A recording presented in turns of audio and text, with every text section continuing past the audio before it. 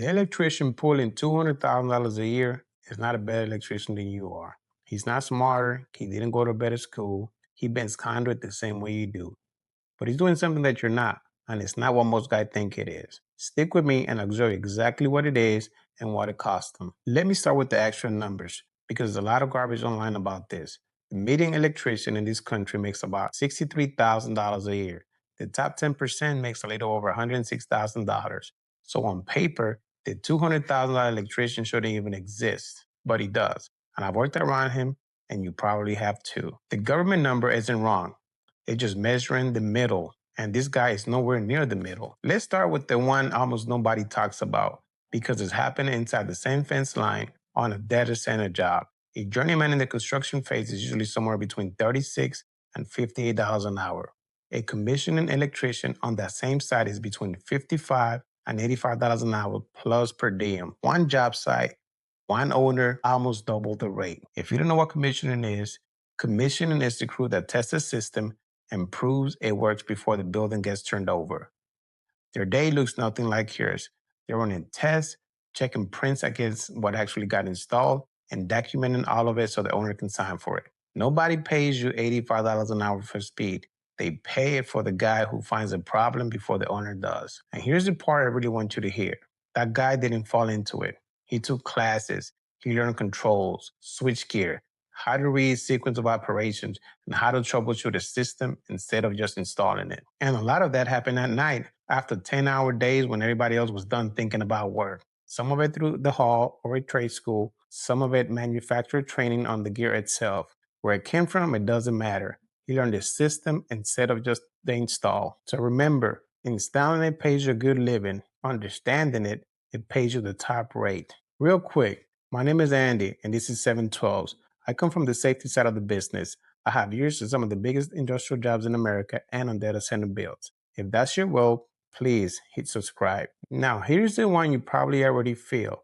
The same license, same code book, same hands, completely different number on the check. A journeyman in the local union outside of Washington, D.C. is running about $60 an hour. That's over $120,000 a year on straight time before one single hour of overtime. Drop that same guy in a slow market, he might be sitting half of that. Nothing about him changed, only the demand around him changed. And I've seen it on my own jobs. Two guys, same qualification, same work, side by side. One drove in from out of state and he was making close to double because he went where the work was hot. And that is why guys travel. It's not because they want an adventure, it's because of the rate. This next one is one everybody knows about, but almost nobody sits down and does the math on. So let's build one guy and follow him all the way through. Say he's a traveler at $50 an hour. 40 hours a week for the year puts him around $100,000. That is only his base pay, and it's only halfway there. But a lot of these jobs run 55 hours. That's 15 extra hours every single week. A time and a half, he's making $75 an hour on those. Over the year, that's an extra $50,000. And he hasn't touched per diem yet. Per diem on travel job runs about $150 to $200 a day, and it comes to you untaxed. Let's say he's getting $150 a day per diem, 7 days a week, the whole time he's out there. That's about another $47,000, and it spends more than that because nobody's pulling taxes out of it. It's tax-free. Add it up, he's right around $200,000. And there is your $200,000 electrician. Nothing mysterious about him. Just know your per diem is only money if you live under it.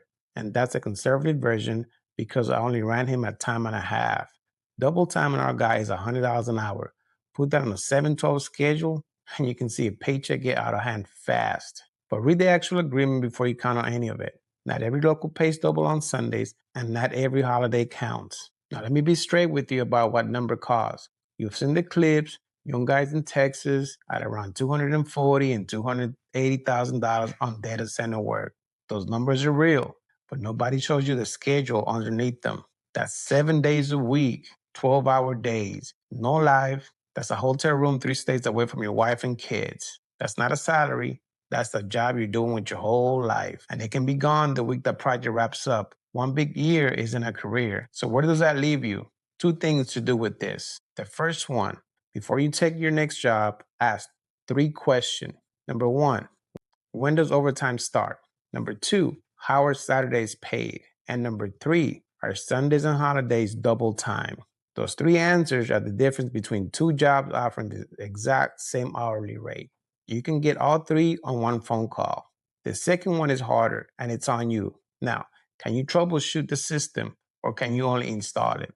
It's up to you. That's going to be the difference of getting the big money. Learning that takes years, and that's the one that actually changes your number. So here's the truth about the $200,000 electrician.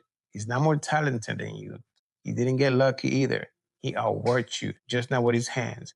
He learned the part of the job that pays, and then he put that license where it was worth the most. And that's how an electrician makes $200,000 in 1 year. If you find this video valuable, please subscribe to the channel, and I'll see you soon on the next one. 712 out.